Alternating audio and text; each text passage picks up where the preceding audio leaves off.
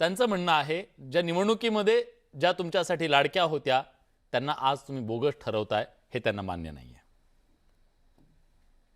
नाही नाही, काय होतं की लाडकी बहीण योजना ही मुख्यमंत्र्यांच्या नावाने लाडकी बहीण योजना ही महाराष्ट्रभर एका व्यापक हिताच्या दृष्टिकोनातून ही योजना आणली गेली. यामध्ये सर्व महाराष्ट्रातील महिलांचा सन्मान करण्याचा हा प्रयत्न होता. यामध्ये स्वर्गीय माननीय अजितदादा आज हयात नाहीयेत, महाराष्ट्राचे उपमुख्यमंत्री म्हणून आणि अर्थ खात्याचे मंत्री म्हणून त्यांनी जो या महाराष्ट्रातील महिलांना सन्मान मिळावा, माझ्या गरीब महिलांपर्यंत याचा लाभ मिळावा आणि ही योजना आज ज्या पद्धतीला आलेली आहे त्यामध्ये सर्वांनी मिळून या महाराष्ट्रातील माता भगिनींचा, या विशेषतः सर्वांचा त्यांना सन्मान आणि स्वाभिमान त्यांचा जागृत व्हावा. त्यांचं कुटुंब आणि एका महिलाच्या हातामध्ये जर पैसा गेला तर तो कुटुंबासाठी उपयोगी पडतो. हा एक व्यापक दृष्टिकोन ठेवून या ठिकाणी हा निर्णय घेतलेला होता. आणि आज निवडणुकीनंतर त्यानंतर अशा पद्धतीने विरोधकांना वाटतं की या अगोदर जे माझे मित्र असतील, सहकारी असतील, सर्वजण या ठिकाणी बोलले की बाबा दोन भाऊ किंवा भावांबद्दल अशी प्रतिक्रिया देणं. अहो, योजनेमध्ये जर काही कुठलीही योजना आली तर त्याच्यामध्ये त्रुटी असतात, काही ठिकाणी कागदपत्र सापडत नाहीत आणि कुठलीही योजना आजपर्यंतचे कुठलंही सरकार असो तपासलेच नाहीत ना विकासजी, तपासलेच नाहीत कागदपत्र असं त्यांचं म्हणणं आहे. असं नाहीये, एक लक्षात घ्या. योजना आल्यानंतर यामध्ये कुठेही तरी थोडेफार प्रमाणामध्ये जे चुकीचे लाभ घेणारे लोक असतात हे असतातच. सर थोड्या प्रमाणात नाहीये, 80 लाख 80 लाख सर. आपण ऐकलं पाहिजे. बोला घ्या की यामध्ये ज्या महिला भगिनी आहेत, ज्या लाडक्या भगिनी आहेत, त्या लाडक्या बहिणींवरती कुठेही अन्याय होऊ नये, कुठेही चुकीचं होऊ नये. पारदर्शकता आणण्यामध्ये सरकार जर पारदर्शकता आणत असेल आणि चुकीच्या पद्धतीने ज्यांनी लाभ घेतलेला असेल तर त्यावरती सरकार योग्य निर्णय घेईल ना. सरकारचं आता कसं चाललंय की सरकारने योजना जी चुकीच्या पद्धतीने आणली अशी नाहीये. जर सरकारला ही योजनाच बंद करायची असती तर सरकारने ती योजना बंद केली असती. परंतु माननीय मुख्यमंत्री असतील, उपमुख्यमंत्री सुनेत्रा वहिनी असतील, देवेंद्र फडणवीस साहेब असतील, एकनाथराव शिंदे साहेब असतील, त्यांच्या काळामध्ये ही योजना आली. या सर्वांना असं वाटतं की महाराष्ट्रातील माझ्या भगिनींना न्याय दिला पाहिजे, या सर्वसामान्य भगिनीला खऱ्या अर्थाने आपला सन्मान वाढला पाहिजे. आणि मग योजना बंद करणे किंवा ह्या चुकीच्या पद्धती नाहीयेत तर त्या ठिकाणी जे काही टेक्निकल कुठे जर केवायसी मध्ये जर प्रॉब्लेम असेल तर तो प्रॉब्लेम कसा दूर करता येईल, खऱ्या अर्थाने ज्यांनी चुकीच्या पद्धतीने याचा लाभ घेतलेला आहे त्यावरती काय करता येईल. परंतु सरसकट आपण सगळ्या चुकीच्या पद्धतीने भावांना किंवा या राजकारण समोर ठेवून केवळ फक्त पक्षाच्या नेतृत्वाने ज्यांनी निर्णय घेतला, ज्यांनी महाराष्ट्रातील भगिनींना न्याय दिला, ज्यांनी या महाराष्ट्रातील भगिनींना सन्मान दिला, त्यांचा स्वाभिमान जागृत केला, अशा सर्वांना आपण केवळ फक्त कुठल्याही पद्धतीने शेलके शब्द वापरून किंवा त्यांना नामोहरम करण्याचा प्रयत्न करणं अत्यंत चुकीचं आहे. ही योजना सन्मानाची योजना आहे आणि त्यामुळं आता जो काही बदल होतोय ठीक आहे सर, तुमचा मुद्दा कळला. तुमचं म्हणणं आहे की विरोधक या सगळ्याचं राजकारण करतायत, विरोधक सरकारवर विनाकारण टीका करतायत. रोहिणीताई तुमची कमेंट. पक्षातल्या कुठल्याच व्यक्तीला महिला आणि महिलांच्या बाबतीमध्ये असलेला सन्मान ह्या बाबतीमध्ये बोलण्याचा अधिकार नाहीच. एकतर त्यांनी पहिले ते महाराष्ट्राचा जो डेटा येतोय ना तो डेटा चेक करावा की सगळ्यात जास्त गुन्हेगारी मध्ये महाराष्ट्र आपला किती नंबरला आहे. आज महिलांवरचे अत्याचार मोठ्या प्रमाणात वाढलेले आहेत, रेपच्या केसेस रोज रोज समोर येत आहेत आणि कितीही समोर मीडियामध्ये आल्यानंतरही अजूनही त्या संदर्भामध्ये कुठलेही कडक कायदे आलेले नाही. त्याच्यामुळे कृपा करून तुम्ही तरी महिला सन्मानाच्या बाबतीत काही बोलू नका.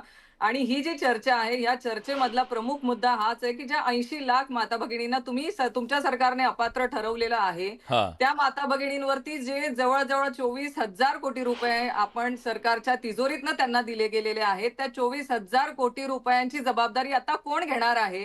त्या माता भगिनींकडनं तर आम्ही तुम्हाला वसूल करू देणार नाही. मग तुम्ही जी यंत्रणा राबवत होती याच्यामध्ये तर ती यंत्रणाला तुम्ही जबाबदार धरून त्यांच्यावर कारवाई करणार आहात का? तुम्ही सरकारमधले मंत्री त्याला जबाबदार धरून तुमच्या स्वतःच्या खिशातनं तो पैसा देणार आहात का? कारण हा पैसा आमच्या सगळ्यांच्या टॅक्स पे मधून गेलेला आहे. तुम्ही टू द पॉइंट विचारलंय, मी टू द पॉइंटच विचारतो. अजितराव उत्तर द्या. जबाबदारी कुणाची? हजारो कोटी रुपये जे बोगस यांच्यावरती गेले त्याची जबाबदारी कुणाची? नाही, त्याची जबाबदारी निश्चित सरकार निश्चित करेल, ते पैसे वसूलही करेल, पण याच्यामध्ये कुणाकडून? गोष्ट लक्षात घेतली पाहिजे. कुणाकडून करणार? आता जे गळा काढून या विषयामध्ये ओरडतायत, आमच्या लाडक्या बहिणींना चांगलं माहितीये की हे तेच बहीण भाऊ आहेत की जे लाडकी बहीण योजनेच्या विरोधामध्ये कोर्टात गेले होते, निवडणुकीच्या आधी पैसे देऊ नये म्हणून कोर्टात गेलेले होते आणि सातत्यानं हे पैसे मिळूच नये याच्याकरता कायदेशीर प्रक्रिया राबवून नाही मी प्रश्न काय विचारला अजितराव तुम्हाला? आम्ही जो प्रश्न विचारलाय ना त्या अजितराव हे लोकांना प्रेक्षकांना कळतं हो सगळं. मी प्रश्न जो विचारला त्याच्यावर उत्तर द्या ना प्लीज. तुम्हाला उत्तर देणं कठीण होतंय. प्रश्नापासून पळू नका तुम्ही. आम्ही जे प्रश्न विचारले त्याचं उत्तर द्या. आपण बोलत असताना मी शांतपणे ऐकत होतो. माझी विनंती विलासराव, माझी आपल्याला विनंती आहे, ज्यावेळेला तुम्हाला प्रश्न विचारायचा असेल मी थांबतो, सलग प्रश्न विचारा. हा मी प्रश्न तुम्हाला विचारला, त्या प्रश्नाचं उत्तर द्या, एवढंच माझं म्हणणं आहे. अजितराव, आपण जे सविस्तर मुद्दे आहेत, जसं विरोधकांचं ऐकून घेताय तसं सत्ताधाऱ्यांचं ऐकून घ्या. अक्षरशः तुम्हाला सांगतो, फक्त मुद्द्यावर बोला अजितराव, मुद्द्यावर बोला. पुढची 5 मिनिटं फक्त तुम्ही बोला, फक्त मुद्द्यावर बोला. जो प्रश्न विचारला त्या प्रश्नाचं उत्तर द्या प्लीज. झाला असेल तर बोलू. हा, जे याच्यामध्ये अपात्र आहेत त्यांच्याकडून याची वसुली केली जाईल. आमच्या लाडक्या बहिणींकडनं आम्ही वसुली करणार नाही, ही आमची भूमिका आहे. विरोधकांना काय करायचं ते करू दे. त्यांची इच्छा आहे आमच्या बहिणींकडनं पैसे वसूल करायचे, ते आम्ही बघू काय करायचं. त्यांनी कोर्टात जावं, बाकी इतर ठिकाणी कुठेही जावं. कॅगनी याच्या संदर्भामध्ये अहवाल मागवला होता. विलासराव, भूमिका अगदी स्पष्ट आहे, आमची भूमिका स्पष्ट आहे. पण का नाही करणार वसूल तुम्ही? मला सांगा, जे सरकारी नोकरदार महिला होत्या, ज्या सरकारी नोकरदार महिला होत्या, त्यांना त्यांच्याकडून पैसे वसूल का नाही करणार तुम्ही? विलासजी, मी आदिशाही भागामध्ये आपल्याला सांगितलं, बघा तुम्हाला सरकारला ठोकायचा हा अजेंडा अजिबात नाही. त्याच्यामध्ये बोगस लोक कुणी असू द्या, बोगस प्रश्न.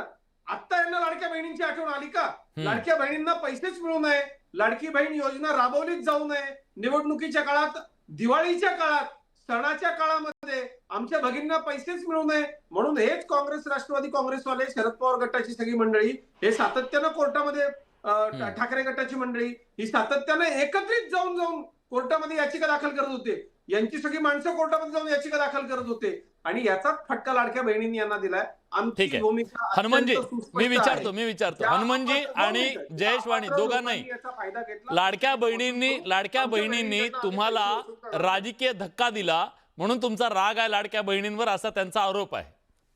पहिल्यांदा हनुमानजी तुम्ही बोला, नंतर जयेशवाणी तुमच्याकडे येतो. लाडक्या बहिणींना पैसे मिळू नये म्हणून काँग्रेसची लोक न्यायालयात गेली, हा अजित चव्हाण यांनी आता आरोप केला. कोणी काँग्रेसची लोक कोर्टात गेलेली नव्हती. योजना पुरेशी आधी राबवायला यांना वेळ मिळाला होता. 5 महिन्याचे 7-7.5 रुपये यांनी बिनगोर महिलाच्या अकाउंटवर टाकलेले होते. आणि जर 80 लाख महिला आता बोगस आहे असं यांचं म्हणणं असेल तर त्यावेळेची घाई गडबड केली आणि आता आम्ही घाई गडबड करणार नाही हे मोठ्या मनानं मान्य करावं. आज देवेंद्र फडणवीस साहेब माध्यमांना बोलताना असं म्हणाले की आम्ही कुठल्याही बहिणीकडून 1ही रुपया वसूल करणार नाही. आणि भाजपाचे प्रवक्ते आमचे मित्र अजित चव्हाण म्हणतायत की आम्ही कसं वसूल करायचं तसं करू. त्यामुळे या लाडक्या बहिणीच्या संबंधानं बावनकुळे साहेब म्हणतात आम्ही बोगस कोणाला म्हणणार नाही. माझं होऊ द्या. हे पैसे वसूल करण्याकरता आपल्याला आग्रह धरायचा असेल तर तो धरू शकता. आपण न्यायालयात माझी खात्री आहे ना, भारतीय माझं होऊ द्या. महाराष्ट्रामधल्या बरं ठीक आहे, भारतीय माझं होऊ द्या. अजितराव मी येतो तुमच्याकडे त्यांचं म्हणणं उद्या. जयेशवाणी येत आहेत पुन्हा. हा, भारतीय जनता पक्षाच्या कार्यकर्त्यांना आणि भारतीय जनता पक्षाच्या महिला कार्यकर्त्यांना आणि भारतीय जनता पक्षाच्या कार्यकर्त्यांना वाटलेले पैसे वसूल करायची तुमची हिंमतच नाही, तुमची नियतच नाही. तुमच्या पक्षासाठी तुम्ही सरकारी तिजोरी खाली केली, समाज कल्याण खात्याचा निधी तुम्ही वर्ग केला, आदिवासी विभागाचा निधी वर्ग केला, पोषण आहाराचा निधी तुम्ही वर्ग केला, शिक्षण खात्याचं बजेट तुम्ही कमी केलं, आरोग्याची मोफतची योजना कमी करून तुम्ही आता लोकांकडून पैसे घेताय. आमच्या लाडक्या बहिणीला शेतीच्या खात्यापासून, शिक्षण खात्यापासून, पोषण खात्यापासून ते दलित आदिवासीच्या खात्यापर्यंत पैसे काढून तुम्ही भाजपाला मतदान करणाऱ्या कार्यकर्त्यांच्या बायकांना दिलेले पैसे आहेत. कसे वसूल कराल तुम्ही? भाजपाच्या लोकांना तुम्ही पैसे दिले, गावोगाव पुरावे त्याचे. ठीक आहे, कार्यकर्त्यांना पैसे दिले, तुमच्या